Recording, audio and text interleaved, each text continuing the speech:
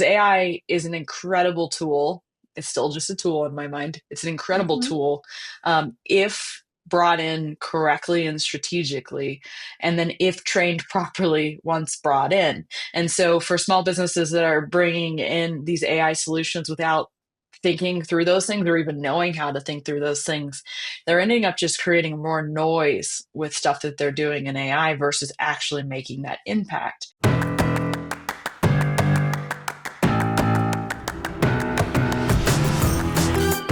Welcome to the Marketing Expedition Podcast, an auditory journey through the latest in marketing, branding, and advertising. Now, here's your Marketing Expedition guide, Ray Allen. On this episode of the Marketing Expedition Podcast, I get to speak with Sara Nay, and she is the CEO of Duct Marketing, where she helps small businesses turn marketing strategy into scalable systems their teams can actually execute. Since 2010, she's worked with thousands of business owners and fractional CMOs, blending big picture strategy with scalable operations. A passionate trainer at heart, Sara's mission is to empower others to lead from their zone of genius and build marketing teams that can actually get the work done. Sara is also the author of Unchained, Breaking Free of Broken Marketing Models, with the mission to help small businesses take back ownership of their marketing instead of renting it. We're going to talk about the book. We're going to talk about duct tape marketing and how it got its start. We're going to talk about all things that Sara has been working on, some success stories, some fun things about that. And you're going to get to learn a little bit more about her story. So stay tuned for that. But first, it's time for your Marketing Essentials moment, the basics that you need to help you continue to build your brand and your bottom line. Today's topic, I want to dig in deeper on building trust in a skeptical world. Let's face it, people are bombarded with marketing messages every single day, and now more than ever before. And skepticism is, let's face it, at an all-time high. So, how can our brands, the ones that we get to work with, your brand, our brand, how can we cut through the noise and earn genuine trust? It really does come down to transparency, social proof, and honest storytelling. So, here's some things you can do to help continue to build trust with your audience, because people do business with those that they know, like, and trust, right? So, number one, be transparent. Share the why you do what you do and how behind the why and what you do. And if there's a hiccup or a delay, communicate openly. People appreciate honesty over perfection, and let them know if you say you're going to do something and you simply just cannot get done the thing that you said you were going to do, the best thing that you can do is communicate. Let them know what's going on. Be a part, have them be a part of the process and understanding. People appreciate that more than just being left in the dark. Now, think about how you can turn those maybe sticky, icky situations that happen. I mean, they do. Technical things can hiccup, things can be delayed, sometimes out of our control, right? So, what can you do? You communicate, you explain, you share the honesty behind it.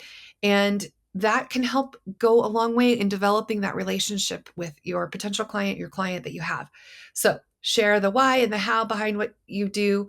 And again, if there's that hiccup, because we all have hiccups sometimes, things happen, right? There might be an accident on the freeway and you're late to getting to where you need to go, or maybe, something didn't quite happen the way you anticipated or expected it to. And so now you need to communicate the result of that. So be transparent. Number two, show social proof. Highlight real reviews, testimonials, and case studies. We do this all the time. We want to make sure that our clients who enjoy a good experience, we want them to share that with the world. And then we want to share what they share to shout out and highlight and feature them. So showing social proof. And really, because nothing builds confidence like seeing other people's positive experiences. So let your happy clients do the talking, really, because they can help fuel that word of mouth advertising we're talking about. So showing social proof, easy for me to say. Number three, and continue to encourage those reviews. People love to see what other people are saying about your brand. And ideally, it's all going to be positive. But when it's not, respond with a candid answer, and don't just try to fuel fire, right? Fuel the fire, right? You want to understand and genuinely understand where they're coming from, their perspective. And you can always ask to have a conversation offline and call them, ask them what their feedback was and why they may have had a negative review or a negative experience with your brand. That's some learning moments that you can use to impact future results, right? And turn the negative into a positive in some way. Find the silver lining if you must. But I always encourage people, if you get a negative review, there's an opportunity here for you to learn, for you to grow from that. And also, other people are seeing how you respond to that negativity, right? And if you're responding with, combative and other more negative fuel, it's not always going to make you look like the best brand and image that you want to portray. So just telling those honest stories, sharing your authentic stories about your team, your process, even your challenges. People love to relate to the challenges that you may be going through or have gone through. Vulnerability and authenticity can create real connections. So, yeah, think about how you can share some of those success stories, but also stories of things that you've learned, lessons learned along the way. I have found that it is really helpful when I teach my students at Boise State. I teach them agency operations and we do the National Student Advertising Competition class.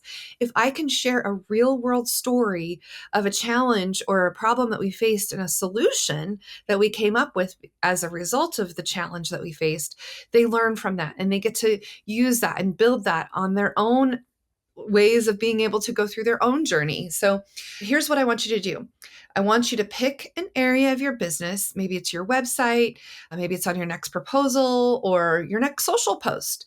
Add a layer of transparency or social proof, whether it is that candid story or a client review or a team spotlight. Let your authenticity shine through. Keep it real, folks. Keeping it real. All right, let's get into the next part of the podcast.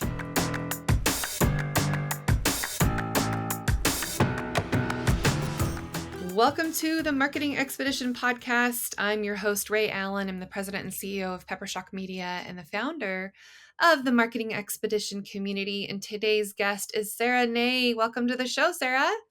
Thank you so much for having me on. I'm excited to be here. I love that we get to talk all things marketing with other marketing Yay. professionals like you and all the things that you do at Duct Marketing. Yeah, I could talk about marketing all day.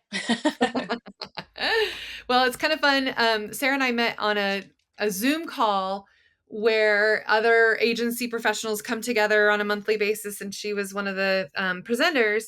And then we discovered, oh my gosh, we live like 20 minutes, 30 minutes from each other. Yeah. In Boise, Idaho, well, you're a little outside of Boise, but in Idaho, of all things, I haven't met a ton of other marketers in this city, Yeah, so it's exciting. yeah.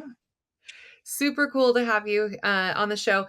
Sara, just to give a little bit of a background of your all the things that you've been doing, and I know we're going to talk about your book too, but you recently, within the last couple of years, became the CEO of Duct Tape Marketing. Do you want to just share a little bit more into that journey that you went through? Of course, absolutely. So I've been at Duct Tape Marketing for about 16 years now, coming up in December. And so I started 16 years ago as an intern, not even really knowing if this marketing thing was going to interest me. Obviously, it did. After intern, I moved into several different roles within the company. So I was, I think, community manager first, and I was account manager for our clients. I eventually graduated to fractional CMO for our clients, and I moved into COO for operations for our business.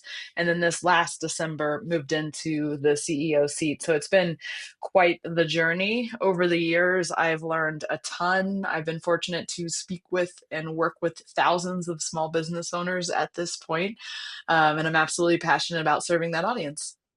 Excellent. And Duct Tape Marketing really has kind of two sides that you serve, right? Do you want to share a little bit more about Duct Tape Marketing? Absolutely. So, as you mentioned, we have two areas of our focus. And so we work, and this is what we've been doing for, 31 years now at this point. We work directly with small business clients. I hesitate to say we're a marketing agency. We are more of a fractional CMO business. And so we come into small businesses, we ask them a lot of questions, we create a marketing strategy for them over a 30 to 45-day period. And that's really research and planning when it comes to marketing. And then we typically transition into a longer term retainer where we're staying on as a fractional CMO or an advisor in the engagement, overseeing all of marketing. And then we can bring our team to execute if needed, or we can help our clients hire, or we can manage people they already have in place. So a lot of flexibility on how we actually get the work done. But the main point there is we're staying in that strategy high level seat in all relationships. On the other side of our business, for about 18 years now, we've been certifying and training other agencies, fractional CMOs, and consultants in our approach as well. So they come through our program, they learn how to work with clients in a strategic way, how to package, position, price, how to build, grow, and scale their businesses. So those are the two audiences that we serve, but everything that we do is focused on strategy before tactics or technology. I love it. And so really my interest is from the, CMO for hire side of understanding what all the things that you do for other agency owners or other agency consultants or, what you said. Give me some examples of some of the things that you've worked with in how you helped them scale. Yeah. So if we're talking about agencies specifically, because there are a few different groups in that. And so if we're talking about agencies specifically, a lot of agencies will join our certification program because maybe they're being seen as a vendor to their clients. They're sitting in the execution role mainly, and they're not really seen as a strategic advisor in their engagements. And so they're brought in, the client says, we need our paid ads ran and our SEO managed. And so the agency basically goes to work and they're the outsourced solution. In the age of AI, that work is being harder and harder to sell.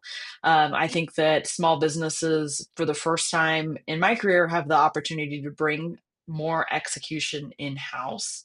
But what Mhm. they still need is they still need marketing advisors, leaders, strategists to be able to tell them, what they should be doing from a marketing execution standpoint and how they should approach it and what tools they should bring in and how to train those tools strategically and how to up level team.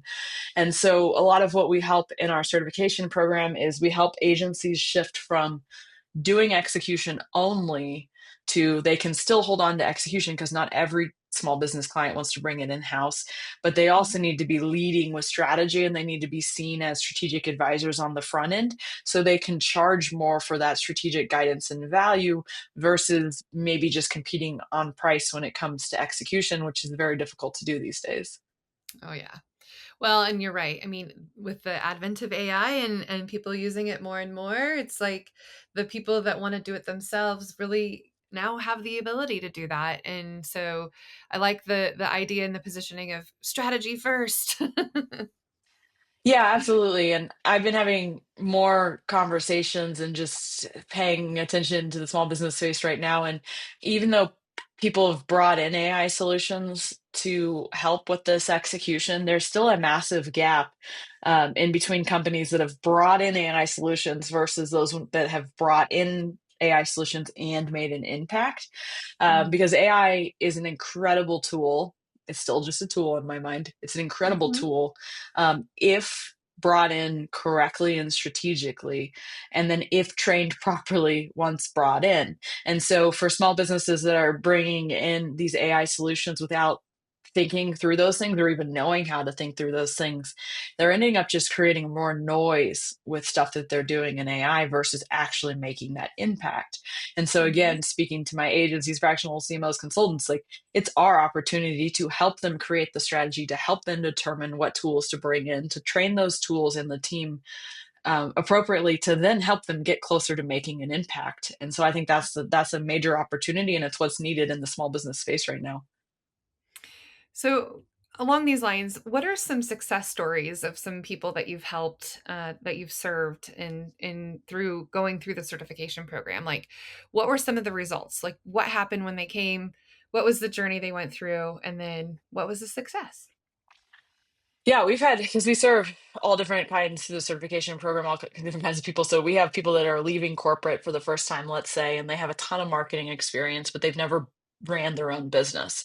And so those Mhm. people are starting from zero when it Right, comes ground to zero. understanding how to market themselves, understand how to sell, how to understand how to package, price, position, understand how to bring team in, how to manage team, how to manage, like there's so much Hmm. learning that goes from being in corporate to running your own small business. It's a massive change.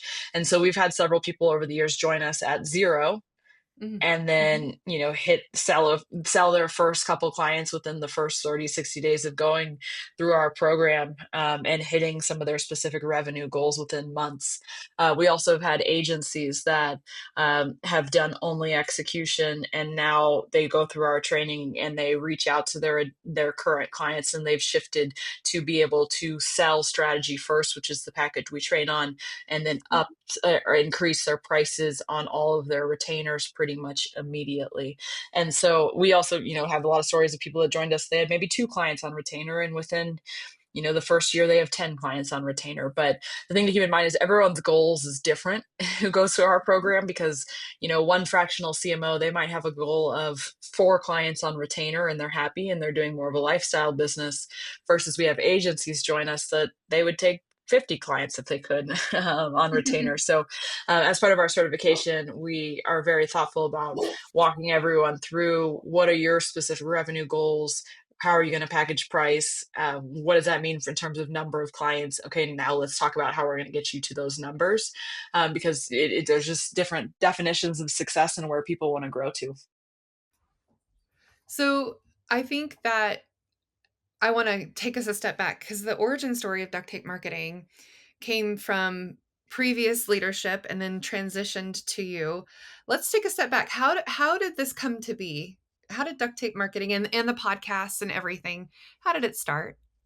Of course. So actually, my dad founded Duct Tape Marketing. His name's Jantsch. Yeah. And he founded Duct Tape Marketing about 31 years ago now. And his story is he was working.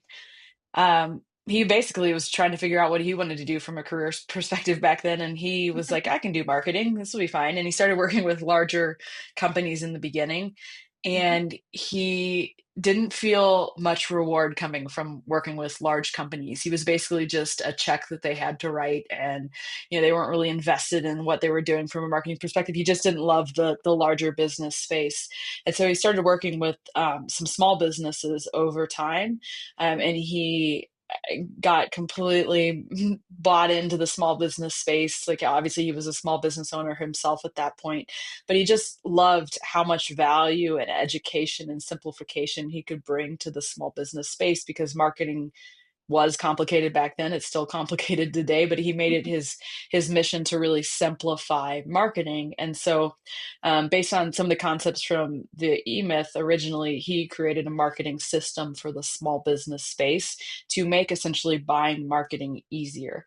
And he's told this story, several times to me growing up, and while I've been at Duct Tape Marketing, when you're working with a small business, marketing in any business, marketing is really important. But he always talked about how someone might not be able to get their kid braces if he's not successful in marketing their business, and so it just means so much to him in that space. And so that's where really he shifted from small or big businesses to small businesses. And again, that was about 31 years ago, and we've always been in the small business space since then.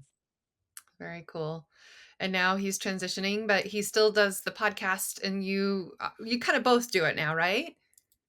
Yeah, absolutely. So he's been podcasting since 2005, so before it was cool. And he He made celebrated it his cool. 20. Yeah, he made it cool.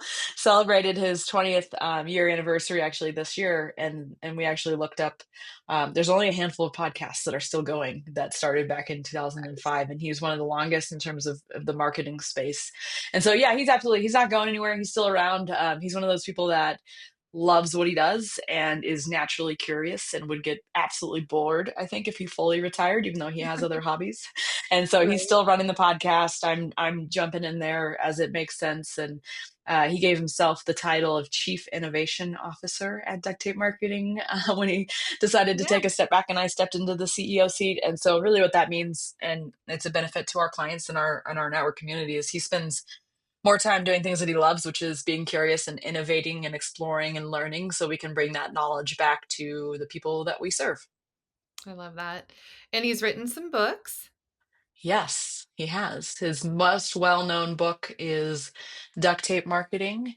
And then his most recent book is The Ultimate Marketing System. So he's written a number of books over the years, and that's really what that original book, Duct Tape Marketing, is actually what launched, I would say, the success of duct tape marketing.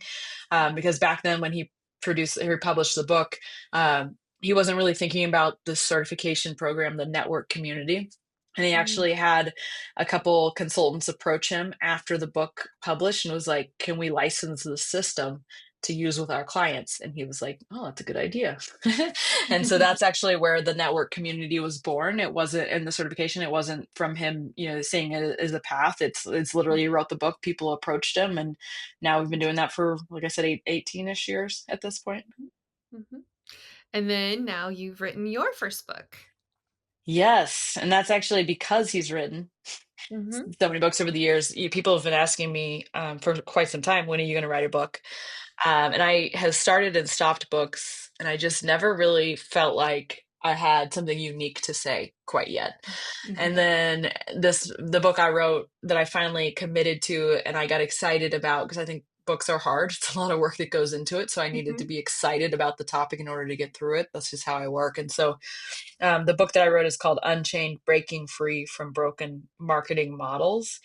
And the reason I wanted to write the book right now is because there's just a lot of confusion and complication in the small business marketing space. There's also a lot of confusion and complication in the agency, fractional CMO, consultant space.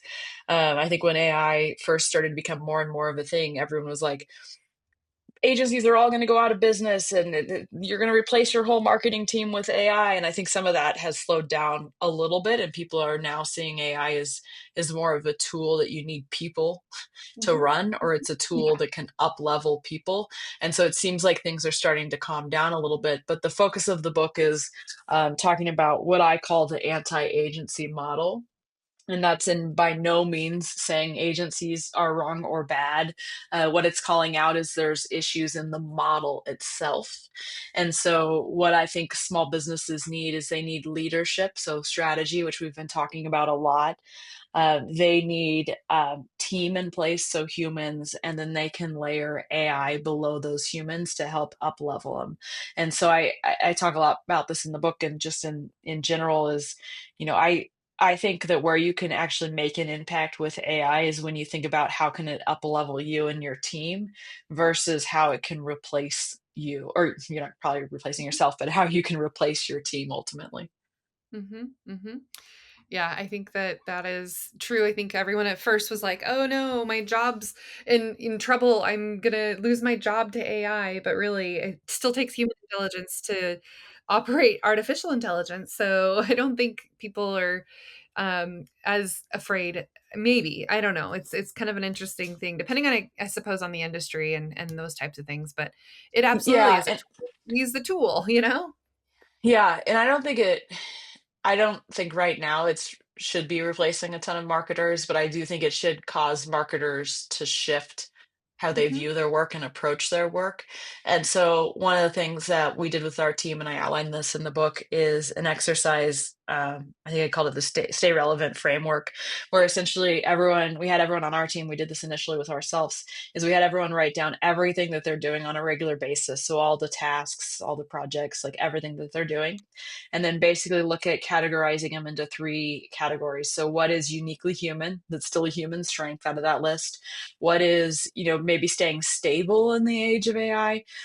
And then what's decreasing in value because of AI? So what's getting less important? And so after they made the list, they categorized them in those three groups. But then I also had them look at the list and say, okay, what do you like doing? What do you enjoy doing? Where do you think you can bring value and make an impact?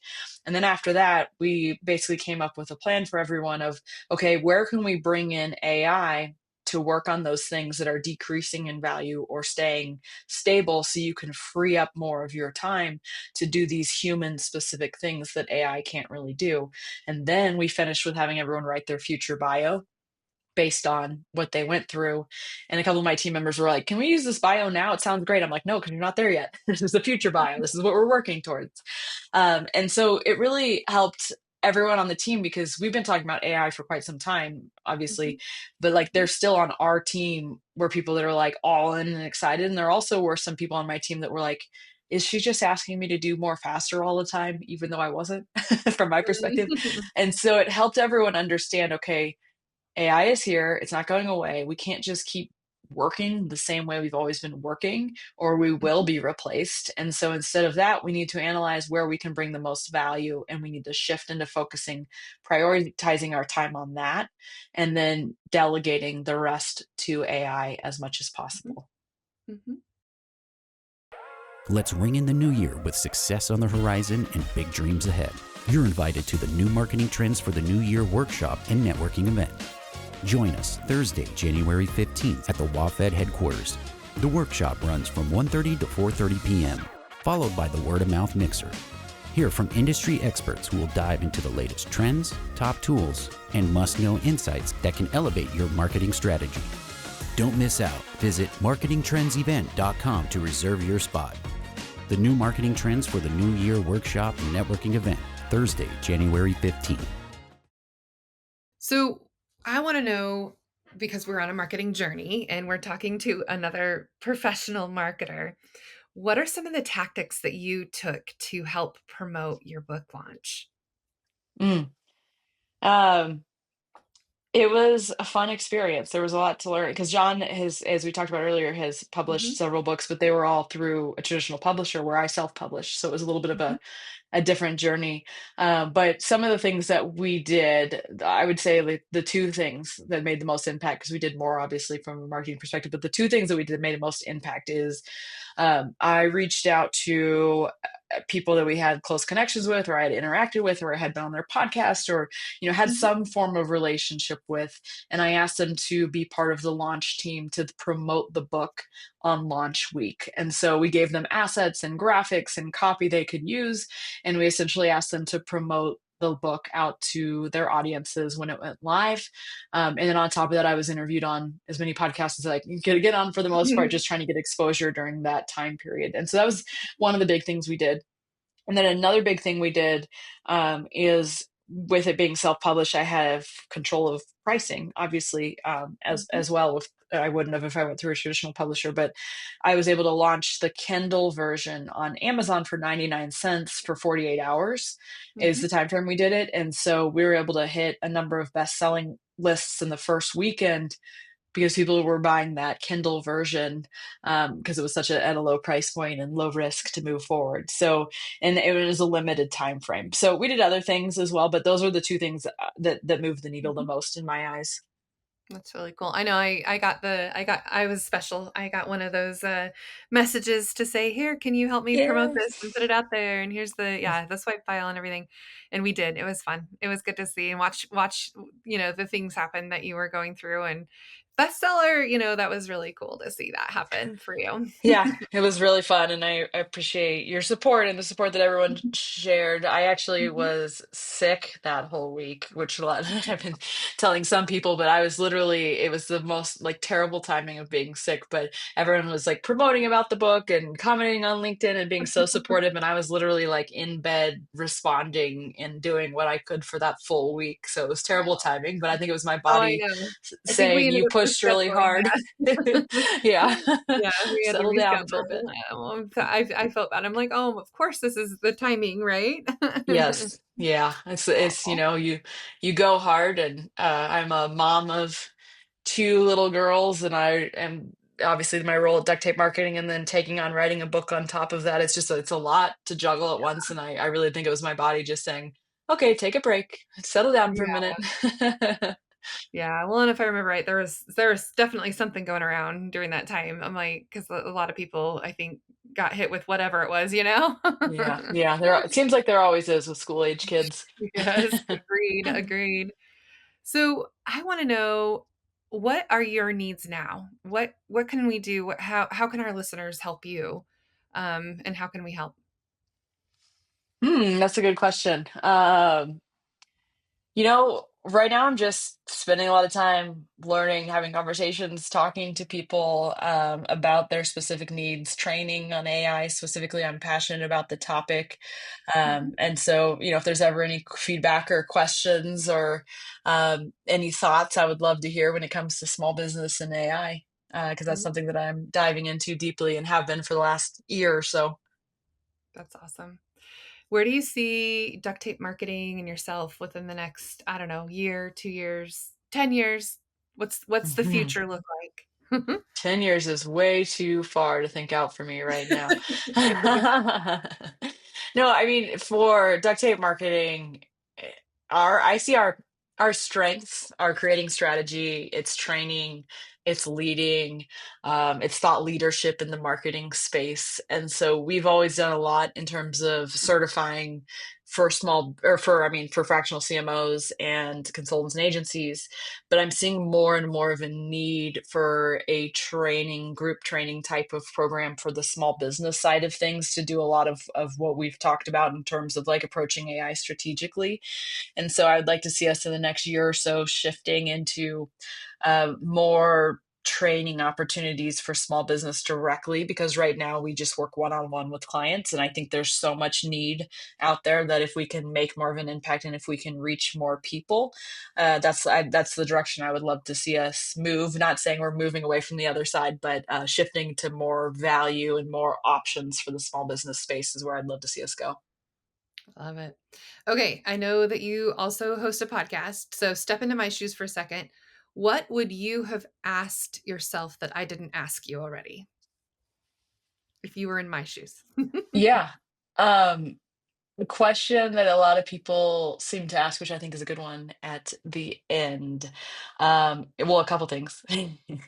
I would say I'm an avid reader, and so I Uh-huh. love when we're able to talk books. And Okay. so we have a book club at Duct Tape Marketing. I'm always reading all the time, and I think that's just a really important growth journey to continue to do. But I'm a big fan of Dr. Benjamin Hardy.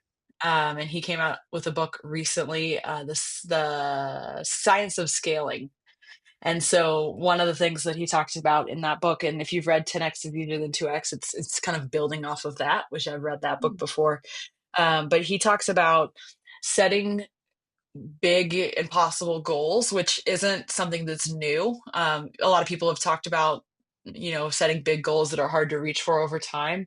But one of the things that he said is when you set a big impossible goal, it changes us from asking, how do we do more, to what would have to be true to make this happen?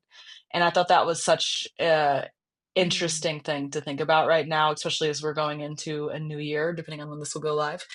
mhm, In 2026, it's, instead of setting goals that, you have a clear path to, set some goals that you don't have a clear path to, that causes different thinking. So mhm. I think that's always a good question. What are you reading? And that's what I would say. Okay, so is that the only book that you're reading right now, or what other books have you been reading? That's the only one that I'm reading right now. Honestly, I try to read one at once, at one book per time, but I'm one of those people that listen to Audible books on two Mhm, times speed, so I can typically get through them mhm, pretty quickly. mhm. I just listened to The Art of the Pitch, and again, yeah, like you said, 2 times, and I'm Yeah, a listener too. Reading kind of puts me to sleep, so me too. Me too. I just can't do it. And I do like the ability to make it faster, and I listen to podcasts a little bit quicker too. So then you feel like you're getting accomplished because you can get things done quicker. Yeah, and I do it in my car all the time because Hmm. if I'm not, then I'm just listening to random music. So it's like, why not make use of, that time, but my sister actually got in my car the other day, and I think that book actually started playing on 2 times speed, and she's like, "You're one of those people. You drive around listening to books 2 times speed." I'm like, "Yes, I am. Proudly one of Yes. those people." You need a badge to be proud of. Yeah, no, Hmm. I drive between Nampa and Boise a lot. So, like you mentioned earlier, we're about 20, Yeah. 25 minutes. So listening to a podcast about this length of time is perfect. And then you can get back and forth and still feel like you've accomplished things. And the only hard part is when you're driving, you can't really take notes. So you have to like Mm. mentally try to remember the things that you want. But yeah, that's good. Well, speaking of resources, are there other resources that you like to tap into, like blogs or other podcasts that you listen to, or other kind of things that you can share? Yeah, I mean, I'm mainly a book person, and then I just follow several people in the space that I trust, and I pay attention to their content deeply. And so I actually made a list of someone was asking me the other day, like especially in the AI space.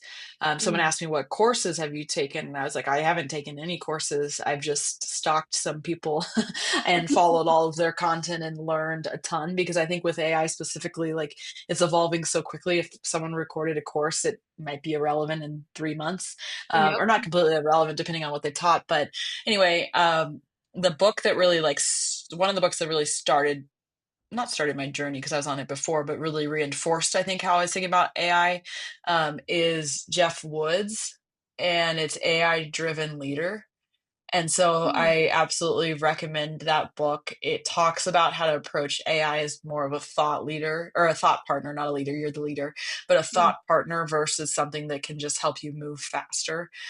So that is a really solid book, a really solid starting point. And then I also follow, any content that he puts out on the topic of AI because he's really making it practical and useful, where there Mhm. are a lot of other people out there talking about AI, which is like exciting, but it's more like futuristic, big picture, complicated. And especially in the small business space, it's like, how can we make AI accessible to small businesses? Mhm. Mhm. Oh, good.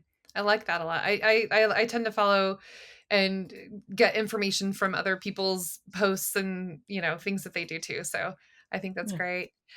Okay, Sarah, how can people get a hold of your book? How can you get a hold of you? You give them the 411 on all that contact good stuff. Of course. So unchainedmodel.com is my book website. Our company website's ducttapemarketing.com. I'm also very active on LinkedIn as well. I'm in there every day. So I'd love to connect with you there. My name is Sara Nay.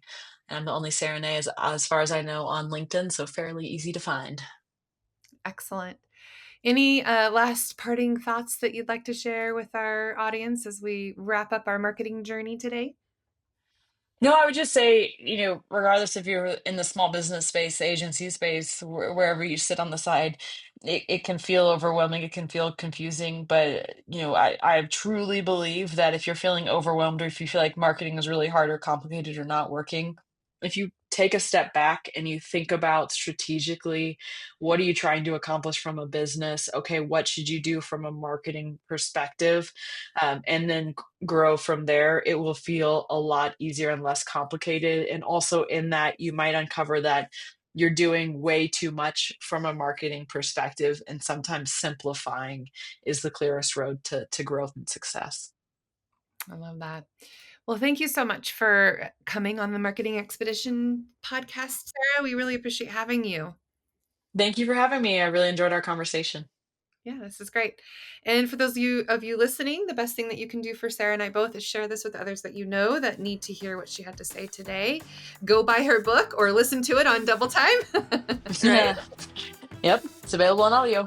That's right. Yep. And until next time, everybody, enjoy your marketing journey. Thanks for listening to the Marketing Expedition podcast. Want to continue the journey? Don't miss out on new episodes. Subscribe on iTunes, Spotify, Amazon Music, or wherever you get your podcasts.